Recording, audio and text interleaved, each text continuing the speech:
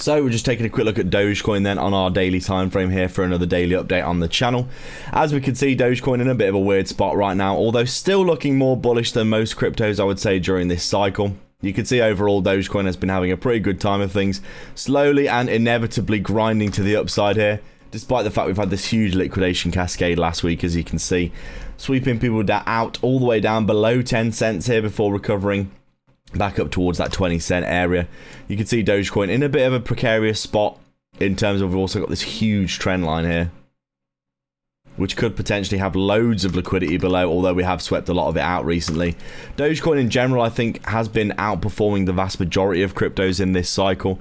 It's one of the very few cryptos that I've seen that's actually been having these, you know, previous cycle looking like parabolic moves to the upside.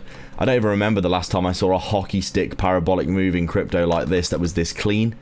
We saw this obviously before the Trump pump as well. We got the Trump pump at the very height of this really, which kind of accelerated us up to this Fibonacci extension here. This 0.78 Fibonacci retracement level, I should say, where we obviously found quite a lot of resistance. And then all of a sudden the tariff dump comes in. Trump starts implementing tons of tariffs at the start of this year, going into January here, January, February time, and you can see that obviously that actually dumped the previous, it dumped the traditional markets, which in turn dumped Bitcoin, which in turn dumped Dogecoin to the downside. As you can see, we came into a little bit of a range here for Dogecoin consolidating, and then the tariff dump comes in. We start to come down here, forming a, you know, descending wedge type situation, just like we did last time, and basically coming down looking for an area of support. We come down and found it pretty much perfectly on our 0.38 Fibonacci here. As you can see, we're making our way down through our fib levels. You can see here, this is our 0.38 Fibonacci. We came down, back tested this, started to form a bit of a range, just like the rest of the crypto space. So many altcoins this year, if you look across the board, have pretty much all just been stuck in a range, trying to figure out where we're going next. Looking a little bit bearish overall, as you can see.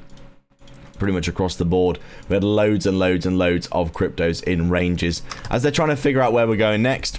You can see here Dogecoin was looking pretty good despite this. We came down, formed a little bit of a range for a good while here, obviously still stuck under our 618 Fibonacci level here. Never really got good displacement above this. We did look like we wanted to start breaking out in this area here, but obviously this huge liquidation to the downside has clearly shown us that anything can happen in crypto, to be honest. And you can see here Dogecoin basically was forming a little bit of a liquidity trend line here as well.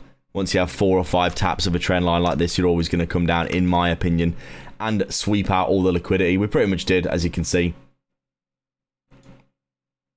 Pretty much came down and swept out all the liquidity on this move here.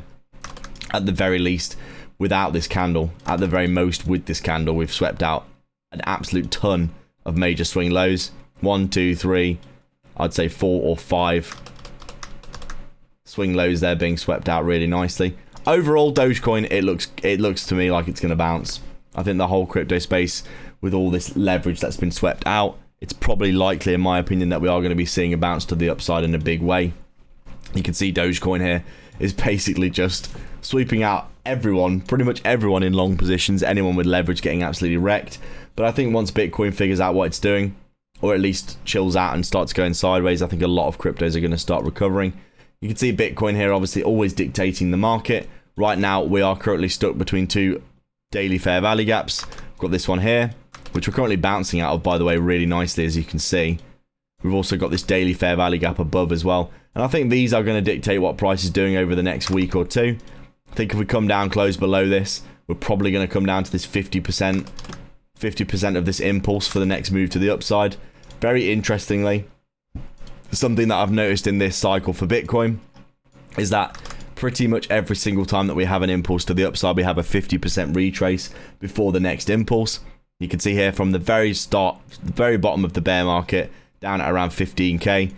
Impulse, 50% retrace. Impulse, 50% retrace. Impulse, this one was only a 20 or 30% retrace because we were so bullish.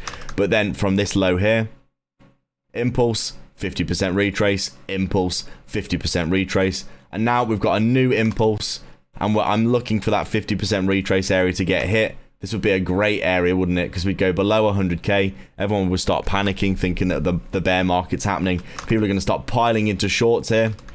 And then we'll come down, get our 50% retrace, maybe a little bit more, down towards 90k.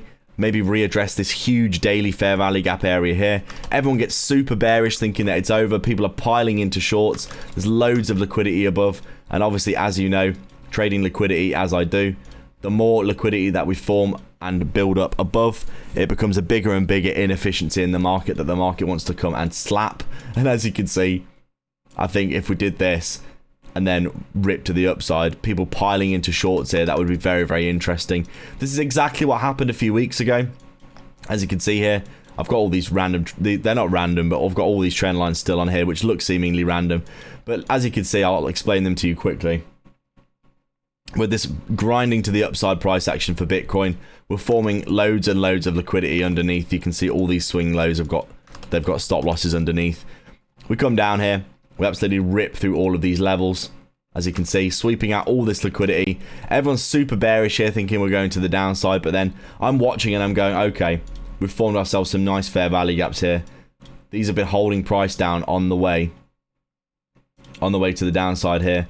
As I've explained to you, these fair value gaps are really important for dictating where price is going to go next. Let's just take a look at what happens. You can see here, we've got these big three obvious fair value gaps that have held price down on the way down. Obviously come down here, rejected, come down here, consolidated, tried to bounce, rejected, come all the way down here, rejecting out of this area.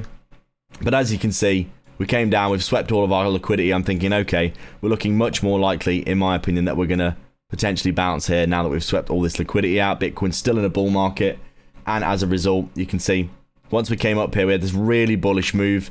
Not only did we break above this fair value gap here, as you can see, but we also broke out of this trend line in a big way. And I went, okay, if we start moving up here with a really good amount of momentum and volume, I think we're probably just going to potentially go all the way back up for this high. People are piling into shorts here, thinking that we're going to go down lower.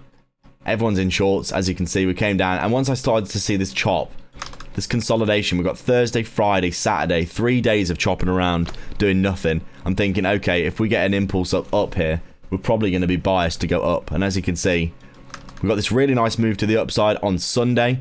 Obviously going into Monday here, massive impulse, and I'm like, okay, we're probably just going to go up here. Get your long position out.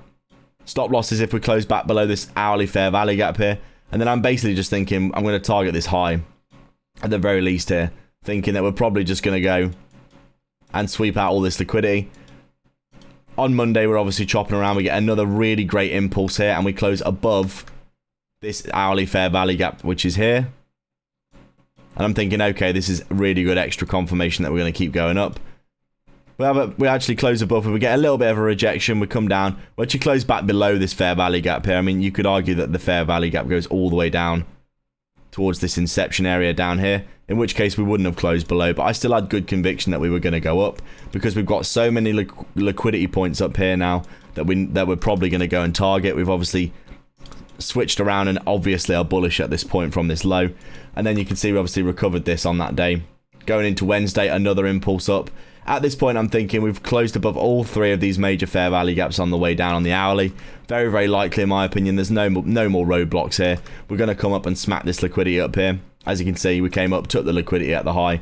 Looking very, very bullish. Looking really, really good here at this point. And I'm thinking, okay, this is where we rejected last time, but we have got this all-time high up here as well. And I'm thinking, if we're going to go up and hit this,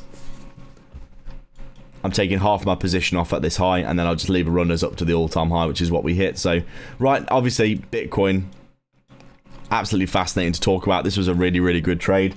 But overall, as you can see, these fair value gaps have got good credence in the market, and they definitely give you an idea of where we can go next. And this just means for Dogecoin that right now we're probably going to see some chop until Bitcoin decides where it's going to go. Dogecoin in a very weird spot here. As you can see, we have obviously got that huge liquidation below in terms of the wick. We've got that daily fair value gap above, which is massive here, which we are currently rejecting.